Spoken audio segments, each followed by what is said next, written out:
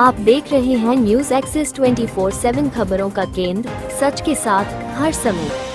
अगर इस देश में न्याय जिंदा है तो फिर एक नाबालिग लड़की को खुद को आग क्यों लगानी पड़ी, और अगर न्याय मर चुका है तो फिर हम किस संविधान और किस कानून की बात कर रहे हैं? यही सवाल इस कहानी की शुरुआत है। ये कहानी किसी फिल्म की नहीं है, यह उस हकीकत की कहानी है जहां सच बोलने की सज़ा मौत बन जाती है और चुप रहने वालों को सुरक्षा मिलती है।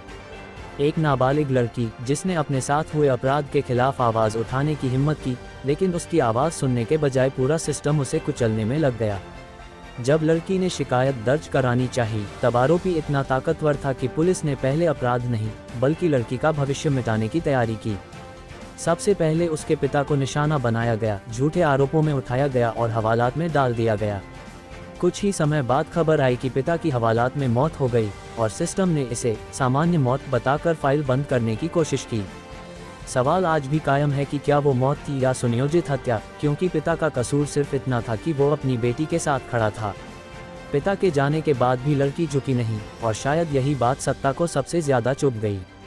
इसके बाद परिवार पर मौत का साया मंडराने लगा, एक एक कर उसके अपने लोगों को रास्ते से हटाया जाने लगा। उसकी बहन को मार दिया गया ताकि परिवार पूरी तरह टूट जाए और कोई गवाही देने वाला न बचे। जो रिश्तेदार और करीबी लोग केस में साथ खड़े थे उन्हें भी डराया गया, पीटा गया और मारा गया। यहाँ तक कि जो वकील इस केस को ईमानदारी से देख रहा था उसे भी मौत के घाट उतार दिया गया। एक वकील की हत्या, कई हत्याएं, खुली धमकियां, लेकिन फिर भी आरोपी खुलेआम घूमता रहा। सवाल ये है कि पुलिस और प्रशासन को ये सब दिखाई नहीं देता था या जानबूझकर अनदेखा किया जा रहा था। डर, दबाव और अकेलेपन के बीच वो नाबालिग लड़की हर दिन टूटती रही, लेकिन न्याय का कोई दरवाज़ा नहीं खुला। जब हर रास्ता बंद हो गया तब उसने वो कदम उठाया जिसे सोचकर भी रूह कांप जाती है। उस लड़की ने खुद को आग लगा ली ताकि शायद जलती हुई उसकी आवाज़ सिस्टम के कानों तक पहुंच सके।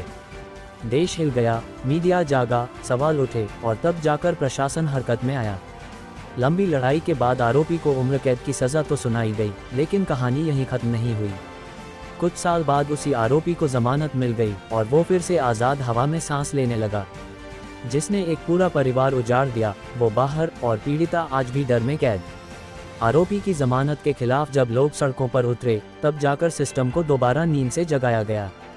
अगर जनता सड़क पर न उतरती तो क्या आरोपी आज भी खुलेआम घूम रहा होता? ये सवाल बेहद डरावना है।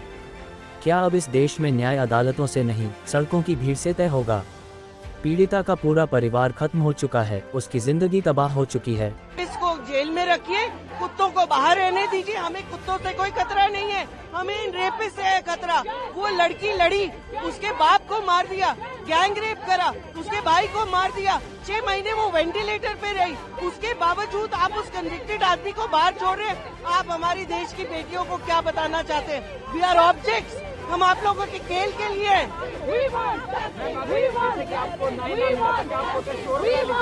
बिल्कुल पूरा देश खड़ा होएगा। आज हम लोग बहुत प्रताड़ित हैं। आपने निठारी केस को से बाहर छोड़ दिया, रेपिस्ट को बाहर दे दिया।